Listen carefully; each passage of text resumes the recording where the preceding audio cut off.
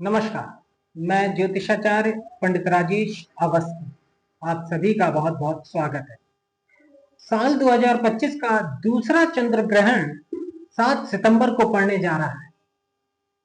इस चंद्र ग्रहण का प्रभाव भारत समेत पूरी दुनिया पर पड़ेगा।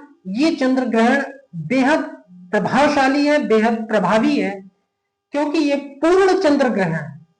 इस चंद्र ग्रहण के सकारात्मक और नकारात्मक प्रभाव भारत समेत पूरी दुनिया में देखे जाएंगे। इस चंद्र ग्रहण की सभी जानकारी, ये चंद्र ग्रहण कितने बजे शुरू होगा, कितने बजे समाप्त होगा, सूतक काल कब होगा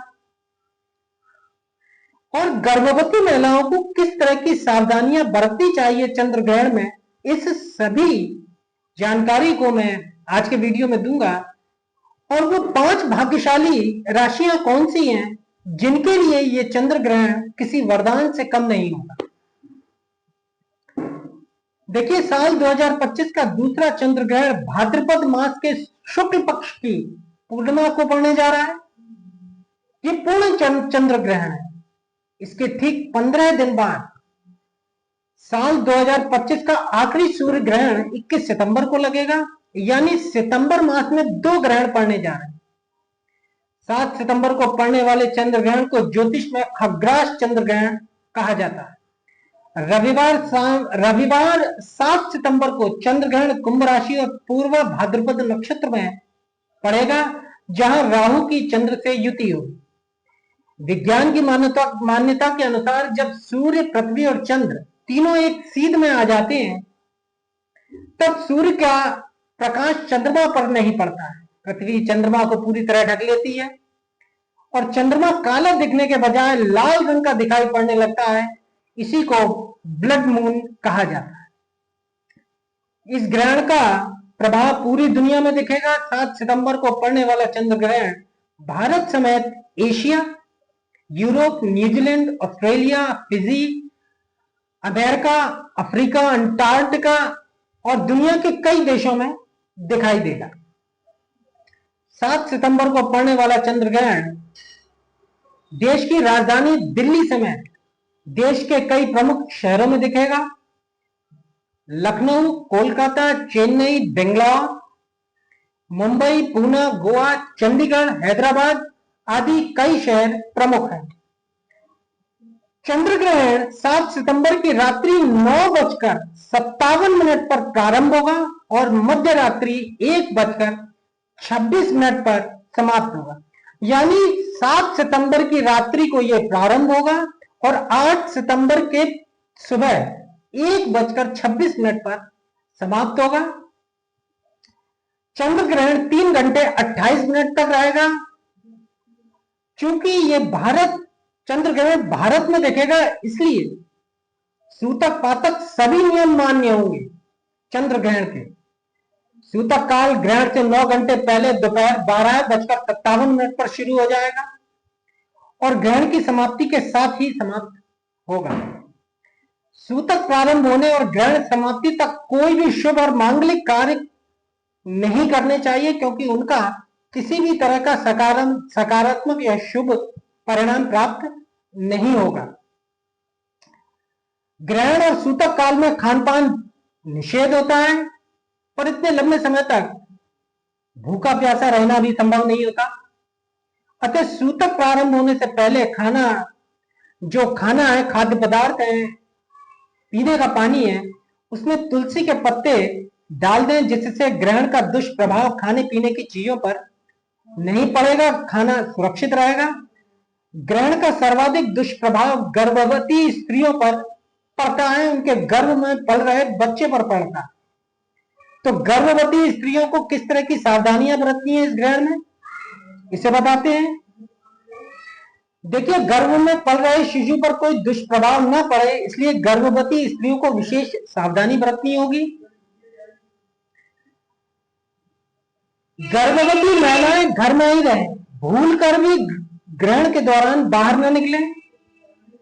ग्रहण काल के समय चाकू, कैंची, सुई धागे का प्रयोग बिल्कुल ना करें, कदापि ना करें।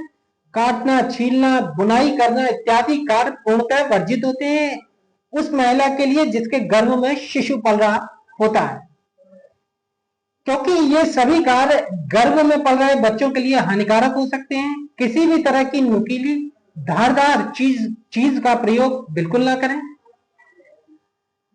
ग्रहण काल में शारीरिक संबंध बचाने से भी लोगों को बचना चाहिए। चंद्र ग्रहण प्रारंभ होने से पहले गर्भवती स्त्रियों को पेट पर गेरू का लेप लगा लेना चाहिए।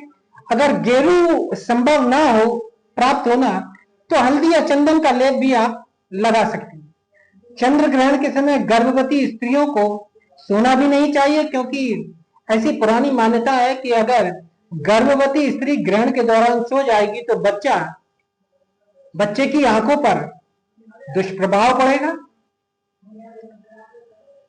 और गर्भवती स्त्रियों को ग्रहण की किरणों में आने से बचना चाहिए, ग्रहण देखने से भी बचना चाहिए। ग्रहण के दौरान घर के मंदिर पर पर्दा डाल दें। ग्रहण काल में भगवान की मूर्तियों का कदापि स्पर्श नहीं करना चाहिए। चंद्र ग्रहण की समाप्ति पर स्नान करें। ग्रहण समाप्त होने पर गंगा जल का पूरे घर में छिड़काव होना चाहिए, घर के मंदिर पर छिड़काव होना चाहिए। दक्षिणा समेत सफेद चीजों का दान अवश्य करें, क्योंकि इन चीजों का संबंध सफेद चीजों का संबंध चंद्रमा से होता है, जैसे सफेद वस्त्र, चावल, आटा, दूध, दही, मोती आदि ये सभी चीजें दान देने योग्य होती हैं, तो इनका यथासंभव दान करें। ग्रहण के दौरान चंद्रमा के मंत्रों का ओम सोम सोमाय नमः और दूसरे बीज मंत्रों का आप जाप कर सकते हैं। सुंदर कांड का पाठ कर सकते हैं या कोई धार्मिक पुस्तक आप पढ़ सकते हैं। अब वो राशियों पर इस ग्रहण का क्या प्रभाव पड़ने जा रहा है, इसकी बात करेंगे। ग्रहण का प्रभाव निश्चित रूप से सभी 12 राशियों पर पड़ेगा, लेकिन 5 राशियां ऐसी होंगी जिन पर इस ग्रहण का सीधे सीधे लाभकारी प्रभाव पड़ने जा रहा है। चूंकि यह ग्रहण कुंभ राशि पूर्व भाद्रपद नक्षत्र में लगेगा, इसलिए मेष राशि वालों के लिए यह ग्रहण सीधे सीधे लाभप्रद है, क्योंकि यह लाभ स्थान पर पड़ने जा रहा है। चंद्रमा और राहु की युति एकादश लाभ स्थान पर रहेगी, तो मेष राशि वालों को कई तरीके के लाभ इस ग्रहण के होने पर पड़ने पर प्राप्त होंगे। अगले 3 महीने में कभी भी इस ग्रहण के प्रभाव मेष राशि वालों को मिलेंगे, शुभ मिलेंगे। कई तरीके की इच्छाएं और कामनाएं ये ग्रहण पूरी करेगा और कई धन के स्रोत भी इस ग्रहण के प्रभाव से मेष राशि के जातकों को प्राप्त होंगे। वृषभ राशि की बात करें तो यह ग्रहण उनके कारोबार, नौकरी, व्यापार और आजीविका के स्थान पर पड़ेगा। चंद्रमा या पराक्रमेश होकर राहु के साथ दशम स्थान में युति करेगा, तो वृषभ राशि वालों के लिए थोड़ा सा भाई बहनों से संबंधित कोई परेशानी दे सकता है, मानसिक तनाव दे सकता है, कारोबार, नौकरी और व्यापार से संबंधित चिंताएं दे सकता है। कुछ अशुभ घटनाएं घटित हो सकती है वृषभ राशि वालों के लिए। मिथुन राशि वालों के लिए यह ग्रहण कई महीनों में लाभप्रद रहेगा, क्योंकि यह नवम त्रिकोण भाग्य स्थान में रहेगा धनेश चंद्रमा के साथ में, तो भाग्य वृद्धि करेगा, भाग्य किस्मत चमकेगी, भाग्योदय होगा। भाग्योदयकारी कई स्थितियां, कई अवसर मिथुन राशि वाले जातकों को इस ग्रहण के प्रभाव से प्राप्त होंगे, जिससे वो आगे जीवन में सुख और समृद्धि प्राप्त करेंगे। कर्क राशि के लिए यह ग्रहण अष्टम भाव में लगने जा रहा है, जो कि किसी भी स्थिति में शुभ नहीं रहेगा, क्योंकि चंद्रमा अष्टम स्थान में राहु के साथ में रहेगा, तो कुछ जीवन की दिनचर्या से संबंधित, कुछ स्वास्थ्य से संबंधित और कुछ जीवन निर्वाह से संबंधित चिंताएं, परेशानियां दे सकता है। कुछ स्वास्थ्य को लेकर ये कुछ विशेष अशुभ घटनाएं घटित कर सकता है। सिंह राशि वालों के लिए यह ग्रहण सप्तम स्थान में रहेगा, तो थोड़ा बहुत दैनिक रोजगार से संबंधित समस्याएं दे सकता है, गृहस्थ जीवन से संबंधित समस्याएं रहेंगी, मानसिक चिंताएं रहेंगी, साझेदारी से संबंधित समस्याएं दे सकता है।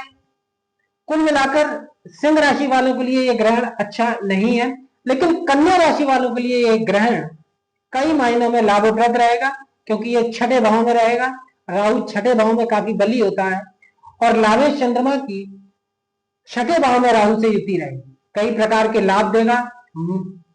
इस ग्रहण के प्रभाव से जातक बड़ी से बड़ी बीमारियों का शमन पाएगा, बीमारियां समाप्त होंगी, शत्रुओं पर प्रभाव रहेगा, मुकदमे में विजय मिलेगी, प्रतियोगिता और परिस्पर्धाओं में भी जातक सफल होगा। तुला राशि वालों के लिए ग्रहण पंचम स्थान में रहेगा, कुल मिलाकर सामान्य रूप से सफलदायी रहेगा, क्योंकि पंचम स्थान में राहु चंद्र की युति होगी। त्रिकोण स्थान में राहु चंद्रमा के साथ में रहेगा दशमेश होकर, तो कई तरीके की कारोबार, नौकरी और व्यापार से संबंधित शुभ घटनाएं घटित हो सकती हैं, कई तरीके के लाभ देगा, आय और आमदनी में वृद्धि करेगा ये ग्रहण।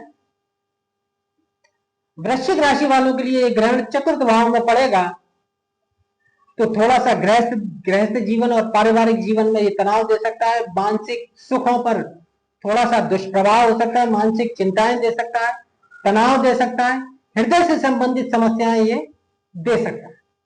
धनु राशि वालों के लिए ये ग्रहण काफी शुभ रहेगा, क्योंकि ये तृतीय पराक्रम स्थान में रहेगा, जहां राहु चंद्र की युति पूर्वा भाद्रपद नक्षत्र में रहेगी। ये ग्रहण जातक के साहस को तो बढ़ाएगा ही बढ़ाएगा, इसके साथ साथ कई लाभकारी स्थितियां, अवसर, यात्राएं भी जो लाभप्रद होंगी वो होंगी। कारोबार, व्यापार और नौकरी से संबंधित कई तरीके के शुभ और लाभकारी घटनाएं इस ग्रहण के प्रभाव से घटित होंगी।